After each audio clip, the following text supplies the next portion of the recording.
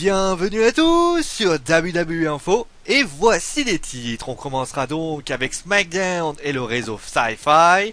On continuera avec Daniel Bryan et on fera un point sur sa blessure. Et enfin on terminera avec une preview de WWE. Allez, on commence maintenant avec SmackDown. En janvier 2015, Sci-Fi et la WWE nous annonçaient que SmackDown serait décalé au jeudi. Et forcément cette annonce avait fait beaucoup de bonheur, beaucoup de moment assez intéressant puisque beaucoup de monde disait que le show bleu serait à la hauteur du show rouge, c'est-à-dire WWE.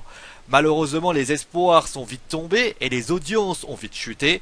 Et donc Sci-Fi, acquéreur bien sûr de SmackDown, aurait décidé de ne pas investir dans ce show et de ne plus le diffuser en 2016. Et pour les remplacer, ça serait donc USA Network qui diffuse déjà Raw, qui serait très motivé pour diffuser WWE SmackDown. L'idée de l'acquéreur serait de faire de SmackDown un vrai second show de catch et on parle même d'une diffusion en live à la manière de WWE. Alors si les fans doivent avoir le sourire, il faut aussi savoir quelque chose d'important.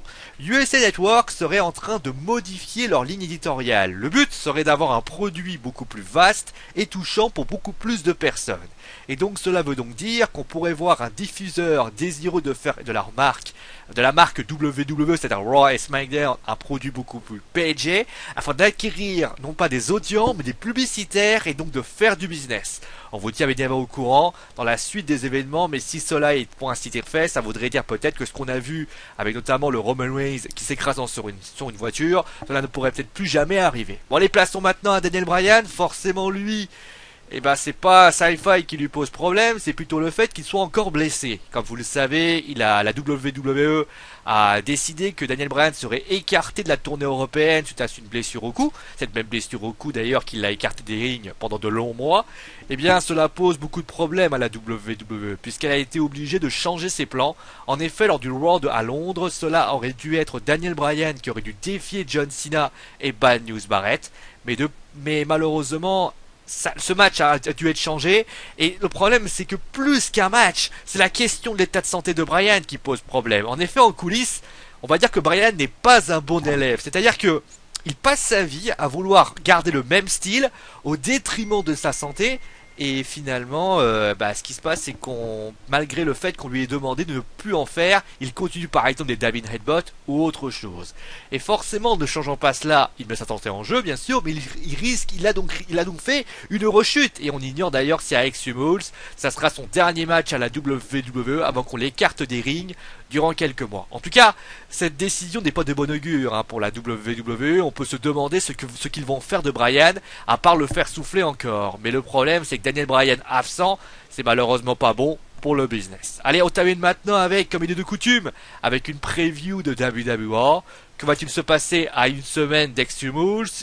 La première question, qui aura les droits d'auteur du mot du mot Miz, veut dire, entre le Miz et Miz Down? Randy Orton mettra-t-il un RKO à Rollins avant Extreme Rules, histoire de marquer le coup? On vous rappelle d'ailleurs que le RKO sera banni, que ça sera un match en cage à Extreme Rules.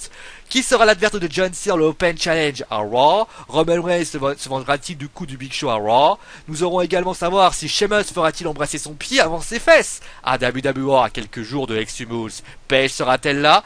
Et nous aurons bien sûr le match du kick-off, les derniers matchs d'Extreme Rules. De toute façon, comme vous le savez, tous les résultats seront en ligne demain. Alors attention, seront en ligne demain, non pas dans la matinée comme on a d'habitude, ça sera en soirée puisque malheureusement je travaille et je ne pourrai vous faire que le WWE Info courant 20h, 21h. Voilà, vous savez tout, sur ce je vous laisse, c'est la fin de ce WWE Info, je vous passe bien sûr pour la zone C, bonnes vacances à vous tous, pour la zone A, bonnes vacances encore, et pour la zone B, la zone A, non, alors pour la zone B, ils sont encore en vacances. La zone A, tout ce que je vous conseille de dire, c'est que la vacances dans une semaine. Moi, je vous retrouve bien sûr demain pour un nouveau WWE Info. Passez une bonne journée et c'est mon beau parce que j'ai dit. Allez, ciao tout le monde!